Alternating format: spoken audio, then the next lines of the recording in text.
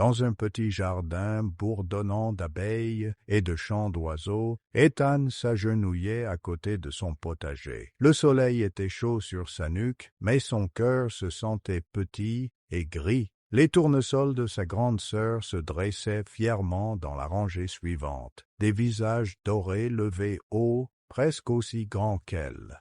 La rangée d'Ethan, juste à côté de la sienne, avait l'air décevante. Seulement de petites fannes de carottes plumeuses dépassant à peine de la terre. « Mes carottes sont minuscules, » murmura Ethan, donnant un coup de pied à un caillou. « Les siennes sont énormes. » « Je ne suis pas doué pour faire pousser des choses. » Son père, Liam, sortit sur l'herbe, s'essuyant les mains avec un torchon.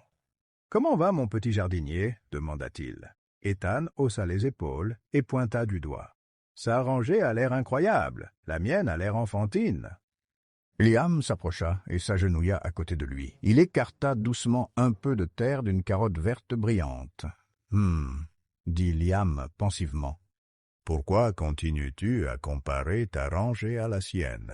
Ethan fixa les tournesols géants. « Parce que la sienne a l'air mieux, soupira-t-il. Tout le monde peut voir ces tournesols depuis le porche. Personne ne remarque mes carottes. » Liam sortit son téléphone de sa poche et tapota l'écran. « Tu sais, ça me rappelle un verset, dit-il. Écoute ça. » Il lut lentement. J'ai planté, Apollos a arrosé, mais Dieu a donné la croissance. Ainsi, ni celui qui plante, ni celui qui arrose ne sont quelque chose, mais Dieu qui donne la croissance. Il tourna l'écran pour qu'Ethan puisse jeter un coup d'œil. C'est de 1 Corinthiens 3, 6 à 7, expliqua Liam.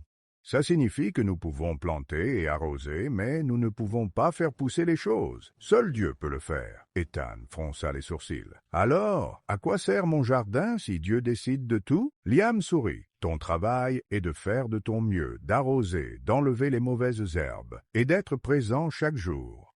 Le travail de Dieu est de le faire pousser comme il le veut. Certaines plantes poussent grandes et bruyantes, comme les tournesols de ta sœur.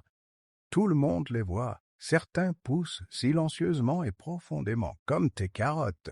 Elles ne crient pas pour attirer l'attention, mais elles sont toujours importantes. Il tira doucement sur le sommet d'une carotte, prenant soin de ne pas encore la sortir. « Tes carottes poussent exactement comme il l'a prévu, » dit Liam. « Ce n'est pas parce qu'elles ne semblent pas grandes à l'extérieur qu'elles ne font pas quelque chose de spécial sous la terre. » Ethan regarda de plus près sa rangée. Les sommets verts se balançaient légèrement dans la brise.